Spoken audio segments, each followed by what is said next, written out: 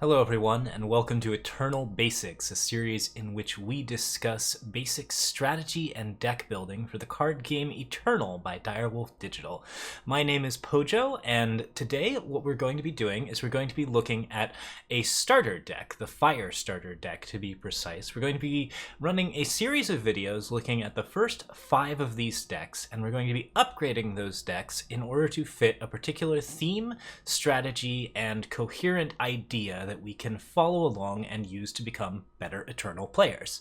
So for this one, the lesson is aggression. We're going to be talking specifically about being proactive and being particularly forward about our plan in terms of playing the game of Eternal and what it is that we want to do. So I have here the initial Firestarter list. This is a free list that you should have access to with your copy of Eternal, especially after you have finished off the tutorial games. So we're going to be looking at this deck and we're going to be making some mild changes to it. First, we're going to be getting rid of particularly bad cards that don't fit our strategy. Then we're going to be changing things around a little bit to make the deck fit a particular plan, and we're going to be following that plan to win some games, hopefully in high level master. So that's the basic idea behind the series, and let's just go ahead and get right into the deck building and talk a little bit about what it is that we want to do.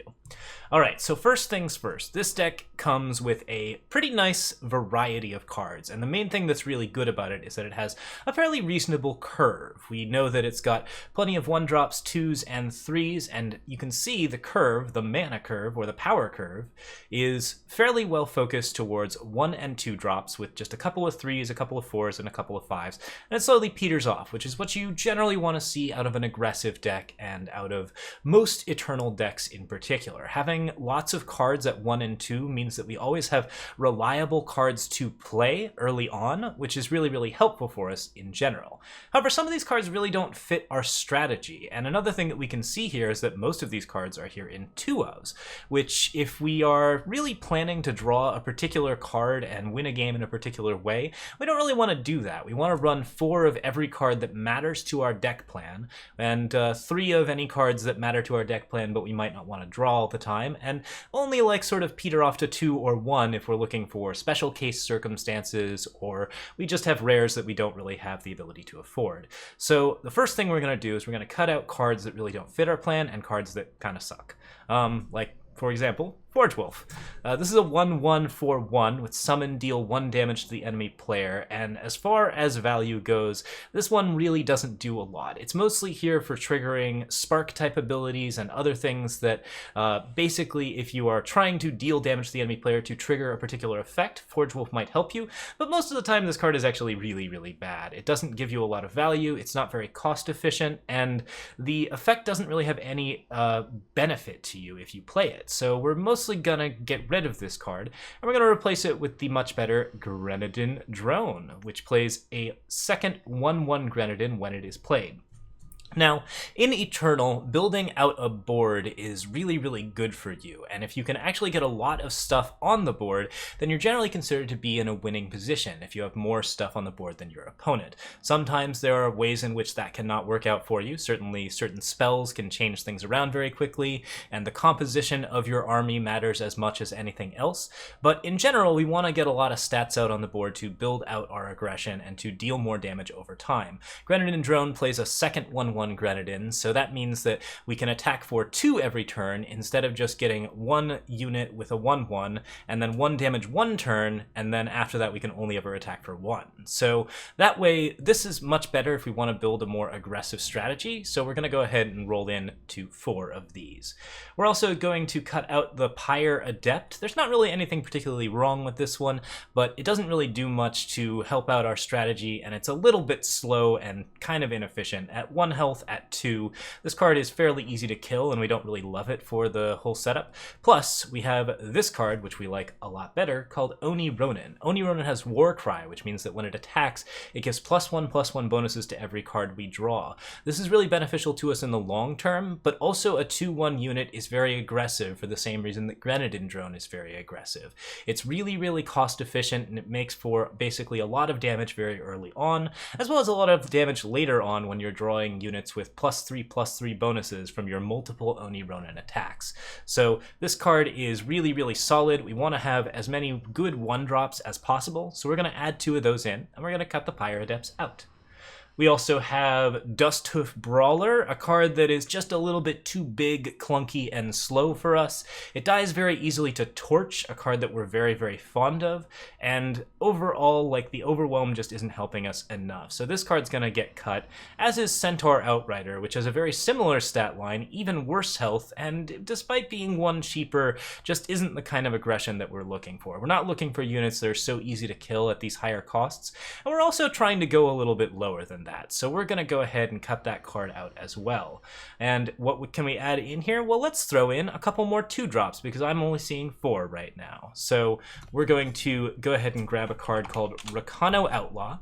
This is probably the most cost-efficient 2-drop in Fire, and it's really, really good for us for a variety of reasons. The Quick Draw ability, which means that when it is killing blocking units, the blockers don't deal damage back, allows this card to attack unimpeded in most situations. And it also means that we can play some cool tricks with torches and rampages and other fast spells that can actually really get us ahead in the game and get us to be aggressive very, very quickly. Since this card's so cost efficient and since we need lots of good 2-drops, we're going to go ahead and throw these cards in.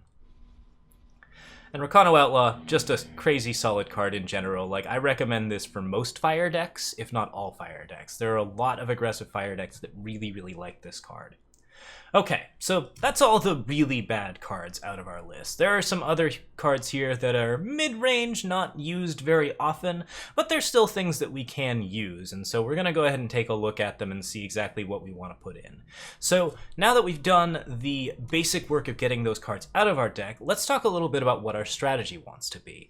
In this particular instance, we're going to build a deck that is going to try to win the game as fast as possible. In Eternal, the object of the game is to reduce your opponent's health from 25 to 0. There are a lot of different ways that you can accomplish that goal, but Fire is particularly good at just getting the job done as fast as possible, and that's what we're going to be aiming for.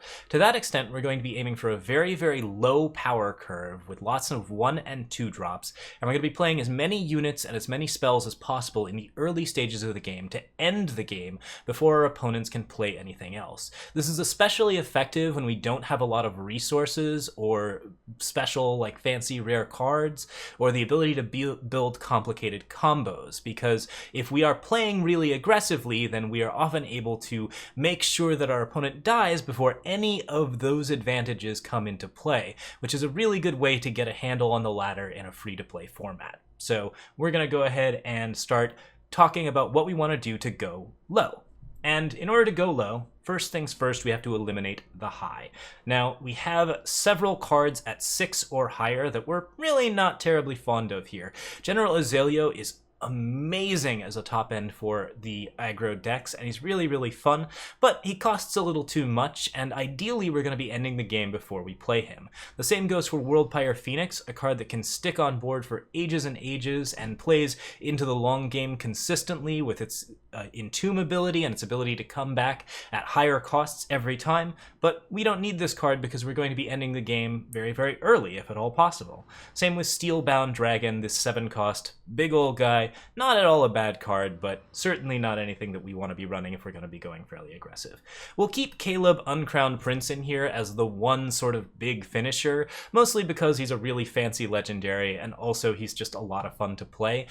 He could go in or out of the deck if you wanted to, but I would say that it's reasonable to have just one big finisher here to go ahead and set things up. And I wouldn't want you to not play with your legendary, so we're going to leave the card in. Okay, so cutting all of those cards out, let's talk about what we want to put in. First off, we want more aggressive drops, and to that end, we're going to add in some more 1-drops. I'm actually going to go back to 1, and we're going to add a card called Ruthless Stranger. Ruthless Stranger gives strangers +1 strength, and since Ruthless Stranger is himself a stranger, he's automatically a 2/1 the turn that you play him, and other strangers can make him a 3/1 or a 4/1, which gives him a significant advantage over certain other types of 2/1s for 1. 1. That's still a very efficient stat line regardless. We're not relying on the strangers to stack on each other, but we want some 2-1s for 1 in general, so we're going to go ahead and play 4 of these cards to get things going. We're also going to cut a couple of other cards that are a little bit later game picks, namely Outland Sniper and Magma Javelin. These 4 drops are going to go away, and then we're going to add in more 2 drops in the form of Bladekin Apprentice. This is a 1/1 with Quick Draw that gives +1 strength every time that it attacks, and since it gets consistently stronger every time that it swings, it can be really, really devastating, especially since it's fairly hard to block even the first time as a 2/1 Quick Draw. We're going to go ahead and play 4 of those, and now we have a deck that, still on a common and uncommon plan, is starting to look pretty good in terms of the aggression that we want. Okay. Now, there's a problem with this sort of aggression, and that is that the deck is still a little bit difficult to get the final points of damage across. Over time, after playing a lot of smaller units, we're going to end up in a situation where our opponent is going to be pretty low on health, but they'll start to be playing the higher cost units and getting themselves into a situation where they're going to be better off on board. And at that point, people can really take over the game. So the next thing that we're going to want to add to this deck is the ability to reach across the board and get the last bits of health out of our opponent before our opponent can really leverage the advantages that he's looking for. To that extent, we're going to be specifically looking at things that damage his face. We're going to be looking for things that hurt him specifically in health and really, really set us up on that front. So let's go ahead and take a look at the cards that we most want to work with. Okay, we have access to Rampage, the spell that gives +3/+1 and Overwhelm in a turn. This is pretty beneficial and can be really good on specific units, but we're actually going to cut this out for 2 more Piercing Shots, a card that kills units and also deals damage to the enemy player. We have extra rallies here, which again are really solid if we are playing with the sort of aggressive token strategy, but since we have Assembly Line and Rally and we have these in 2-ofs, this is not necessarily the way that we want to work it. We want to get something down that can actually really kill our opponents in a very, very quick amount of time. So I'm going to cut the assembly lines in the rally, and we're going to add in 4 of a card called Stone Scar Sawed Off. Since our deck is focused on like pretty powerful, aggressive early creatures, this is a really solid card for basically getting us across for the damage that we need. Once we have Stone Scar Sawed Off, so we can play it on a unit, we get to exhaust an enemy blocker, and we get to swing in for like 6 to 7 at a time, which is just really, really solid for us. Beyond that, like basically, we also have Flash Fire, we have Stone Scar Maul, which is an insanely strong card, and we can generally do quite a bit with that if we want to get that going. So that seems like a really, really good place to start. All right, so for the final setups, we have all of that getting cut out. And if we want to, we can also cut, we've got to cut Rebel Sharpshooter. This card is a 3-drop that is really strong if we can get good weapons on it, but largely doesn't do that much without Overwhelm or other abilities. So I'm going to go ahead and cut that out as well, and we're going to up ourselves 1 Stone Scar Maul, which gives us yet another Overwhelm trigger. All right, so all of that gives us a deck that's going to be a lot more focused on just straight damage to our opponent. As you can see, we've got 12 1-drops plus a Pyro Knight, which is just a really, really solid Overwhelm ultimate card. This card gives us a little bit of late game and is also just a very, very strong rare for us. We have 12 2-drops in the form of Outlaw, Renegade, and Bladekin Apprentice. Blazing Renegade can deal a lot of damage very quickly. Rakano Outlaw and Apprentice are both really hard to block, especially when you get swords from Granite Acolyte on them. That can be really solid as well. In addition, we have a decent amount of ways to deal damage to our opponent's face. We have 4 Torches, which are really good for killing our opponent's stuff to allow us to attack through. We have Caleb's Favor, which gets us extra fire sigils and also deals straight damage to our opponent while setting us up. We have Piercing Shot, which kills enemy units and deals extra damage to the enemy player.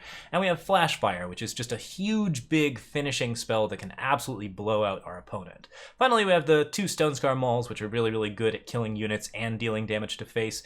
That gives us a lot of control over the board while always dealing incidental damage over to our opponent's face and getting really aggressive. One last change that we're going to make before we finish things off, we're going to cut out 4 fire sigils, and we're going to add in 4 of the Granite Waystone, a common land or a common power that allows us to get 1/1 Grenadins to play. This is basically identical to a fire sigil in this particular situation, but if we get up to 4, we can create more dudes with it. So that's going to be pretty helpful to the list in general. Alright, so here's our upgraded Firestarter list. As you can see, it's got 28 units, which is about where you want to be with a kind of aggressive list. 28 to 32 is a good unit-focused strategy. We have 16 spells and 6 attachments, so there's plenty of stuff here to actually deal damage to our opponent and basically get us the tricks that we need to actually finish our opponent off once we're done. So I think that overall we're looking really solid. We have the bare minimum number of power, which is ideal for really aggressive decks with curves that generally end at 3 or 4. That means that we basically never really end up playing too much power or drawing too much power into our deck, and we can continue to play aggressive threats for a good portion of the game. So the less power that we have here, the better off we are, although if we were playing something with a more difficult curve with a lot of 3s and 4s, we'd probably want a lot more power or some ways to seek power, like Caleb's Favor in particular. Since we've got the 6s and the 4s here, as well as Caleb at the very top, the Caleb's Favors help out quite a bit. So 29, that's not at all bad for making sure that we are playing consistent, damaging, and just constantly doing everything that we want to do. Alright, so that's everything. Let's go ahead and hop into some games, and I'll talk a little bit more about how the deck works.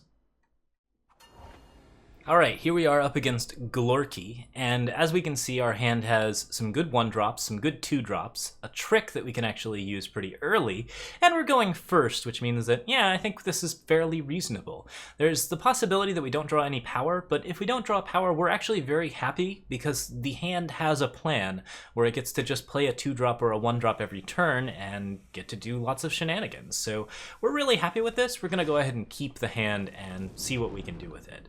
Now, we want to lead Oni Ronin because Oni Ronin is just really, really solid on attack, and if you're getting some cheap attacks with Oni Ronin, you can get a lot of benefit to your deck very, very quickly. So Oni Ronin on turn 1, one of the most powerful plays in Eternal on turn 1.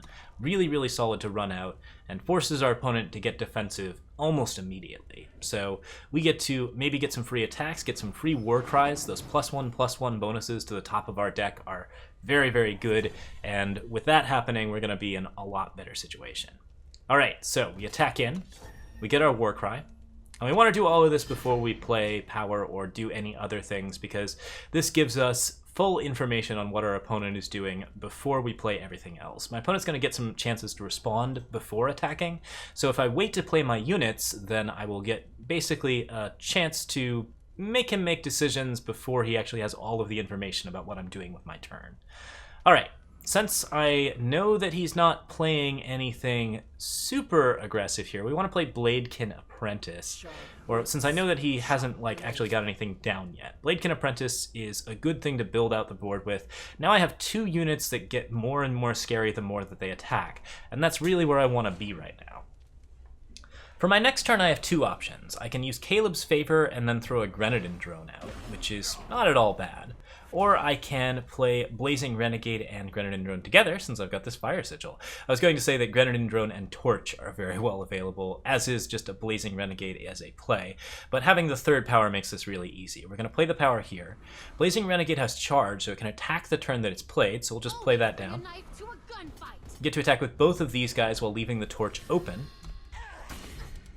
And then we get to throw down Grenadin Drone as our last card. So that gets us 6 power of stats on board. My opponent's on 19, so combined with this Caleb's Favor, we have him on a 3-turn clock, which is exactly what we want to do. A clock is essentially what we use to sort of determine whether or not how fast we can win. We're basically just ticking down the clock and seeing exactly how quickly we can do the most damage to our opponent. Alright, so he's played his 3rd power. The thing I really have to worry about here is a card called Devastating Setback, which can kill basically all of my units, but we're dealing a ton of damage in the meantime, and it's not like we have any other units to hold back, so this attack is 100% correct. And we'll go ahead and use the almighty A space, where we press A to attack with everything, and then we press space or the attack button to just swing in for piles and piles of damage. An Annihilate comes out on our Bladekin Apprentice. Nothing we can do about that, so he's got a little bit more control over the board than we would like, but we still deal the 4 damage, and I've got this Caleb's Favor here to deal 2 more, putting him at 13. Now I've got 5 power available, so I'll be able to draw Flash Fire and deal a ton of damage with it. I have Torch still, so I can kill blockers and get damage in that way. And we're going to really see what Glorky's going to be trying to play.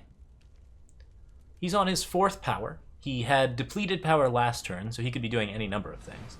And it looks like what he's going for is a Black Iron Manacles deck. This deck deals damage to us every time that we draw or discard cards, so it really focuses on trying to get us to discard cards and to do sort of shenanigan type things. But if he can actually get us to draw a bunch of cards, he can kill us very easily. It's kind of a cool combo, but here's the thing about it. It doesn't really work if he's dead. So we're going to go ahead and attack for 4 here.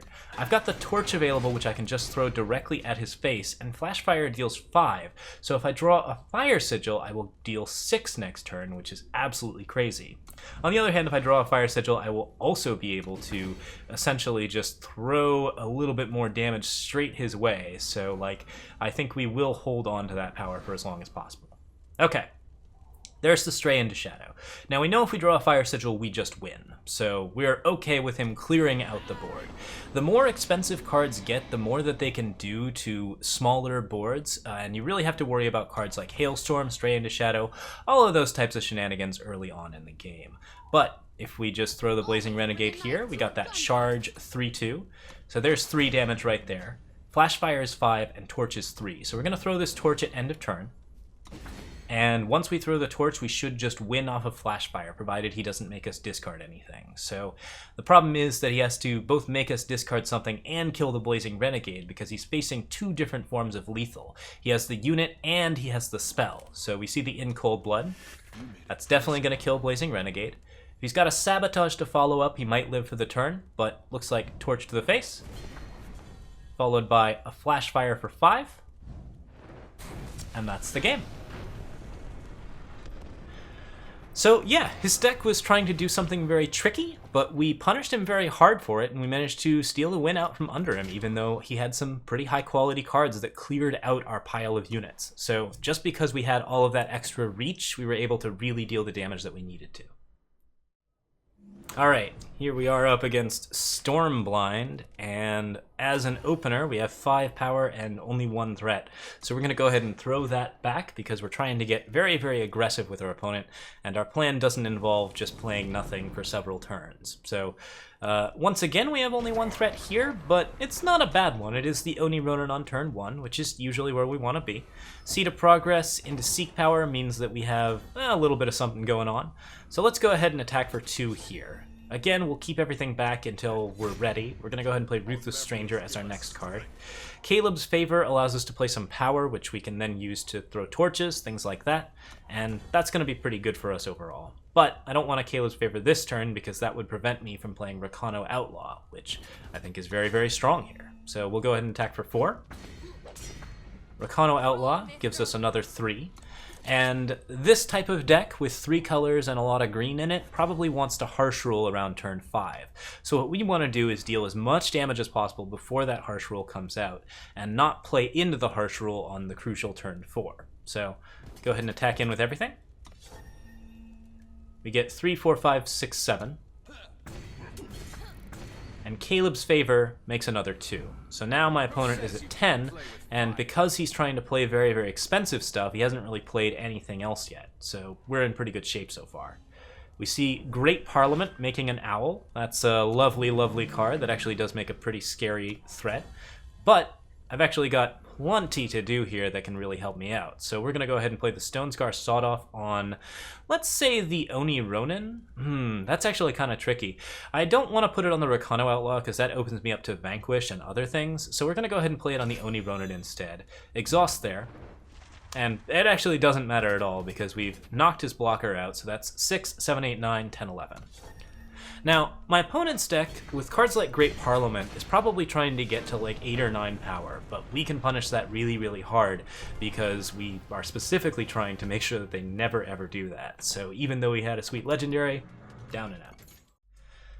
There's an adage I'm fond of repeating by a strategy gamer called Day 9, which I'm going to paraphrase a little bit here, but the basic idea is that if your opponent is doing something strange or weird with their deck or strategy, if they're trying to assemble a cool combo, or if they're playing around a unique and valuable legendary, if they are in some way trying to establish a particular goal that is not just winning the game, then the best strategy is often just to go kill them.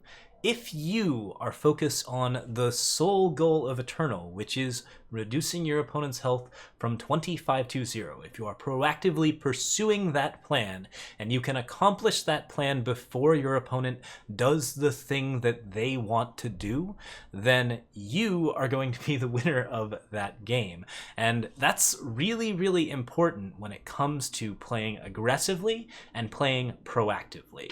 Being the person who is making the moves and forcing your opponent to react puts you in a position of advantage that you may not even realize how good it is until you try it. I think one of the most common mistakes for new players is often to play very timidly and to sort of be very afraid of the tricks and sort of weird things that can happen that you don't really know about in your opponent's hand.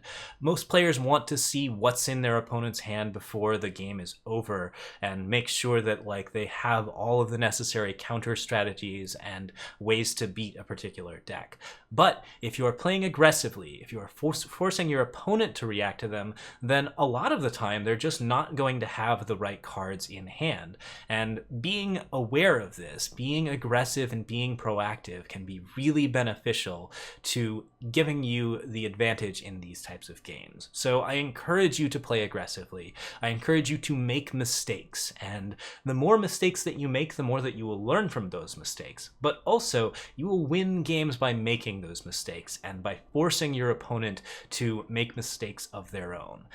Just sitting still is not necessarily the best way to play a round of Eternal, and a lot of red decks in particular are going to embrace this strategy of we're going to win the game, and we'll see what everyone else is going to do. But winning the game, that's the important thing. So with that, we're going to call this one. We'll be back with another Eternal Basics very soon, guys. And thank you guys so much for watching. My name is Pojo, and I will see you again with the Justice deck in just a few days. Cheers!